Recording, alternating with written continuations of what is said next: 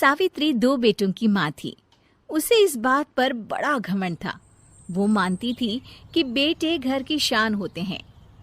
ये ले सावित्री, मिठाई खा, मेरे यहाँ पोती पैदा हुई है।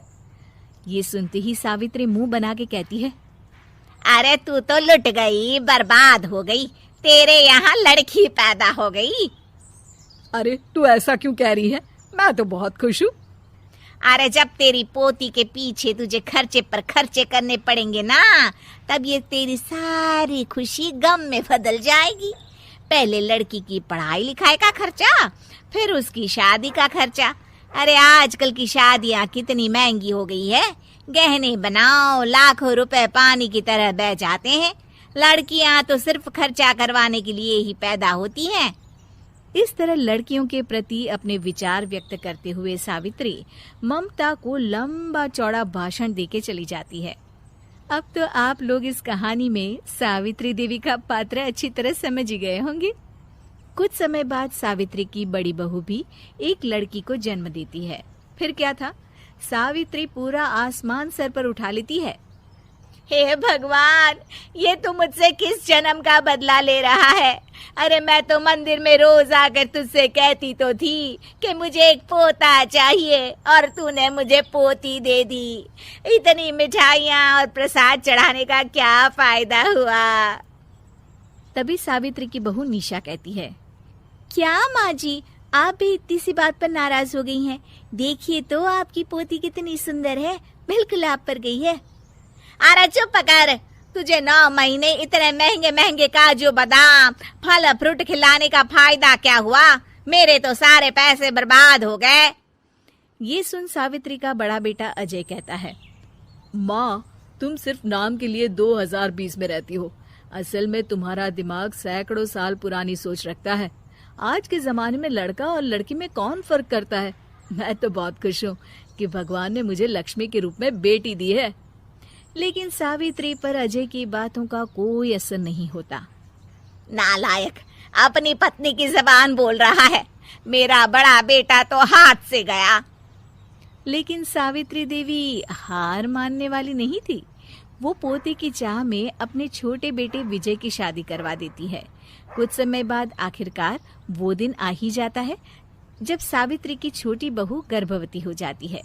सावित्री इतनी खुश हो जाती है कि वो बच्चे के जन्म से पहले ही सारे मोहल्ले में ढिंढोरा पीटने लगती है। ये क्या सावित्री, तू तो पोते के जन्म से पहले ही मिठाई बांट रही है। पहले पोता पैदा तो होने दे, और फिर क्या पता अगर पोते की जगह पोती पैदा हो गई तो। ये सुन सावित्री चिढ़ जाती है। अरे अपनी काली जबान मत चला, मेरी मिठाई खा के मेरा ही बुरा सोच रही है। बड़ी आई, ला मेरी मिठाई वापस कर। देख लेना, इस बार मेरे यहाँ पोता पैदा होगा, पोता। लेकिन ठीक इसका उल्टा होता है। सावित्री की छोटी बहू भी एक लड़की को जन्म देती है। सावित्री फिर से रोना धोना शुरू कर देती है और अपनी छोटी बहू को कोसते हुए भला बुरा कहने लगती है। देखते ही देखते ये सावित्री की रोज की आदत हो जाती है। एक दिन उसकी इस आदत से परेशान होकर विजय अपने भाई अजय से कहता है, भैया, माँ खुद एक औरत होकर हमारी बेटियों को पसंद नहीं करती, उल्टा उन्हें रोज कोसती रहती है। मुझे माँ की यह आदत बिल्कुल पसंद नहीं आती। अरे तू ठीक कहता है, मैं भी अब माँ से तंग आ गया हूँ। अच्छा, तो अब तुम दोनों इस तरह पीठ पीछे मेरी बुराई भी करने लग गए हो? नहीं माँ, हम चाहते हैं कि घर में शांति बनी रहे। हमें हमारी बेटियाँ बहुत प्यारी है। मैं नहीं चाहता कि वह तुम्हारे ताने सुन सुन कर बड़ी हो, और इसीलिए हम दोनों ये घर छोड़कर चले जाएंगे। हाँ माँ, मैं भैया की बात से सहमत हूँ। जब तुम इस घर में अकेली रहोगी तब तुम्हें अपनों की कीमत का एहसास होगा।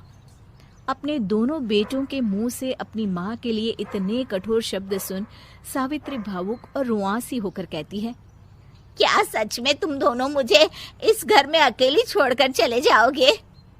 हाँ माँ। हाँ माँ, अब पानी सर के ऊपर जा चुका है।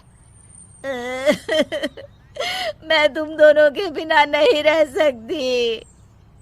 अपनी सास के आंसू देख अजय और विजय की पत्नी अपने पतियों से लड़ पड़ती है।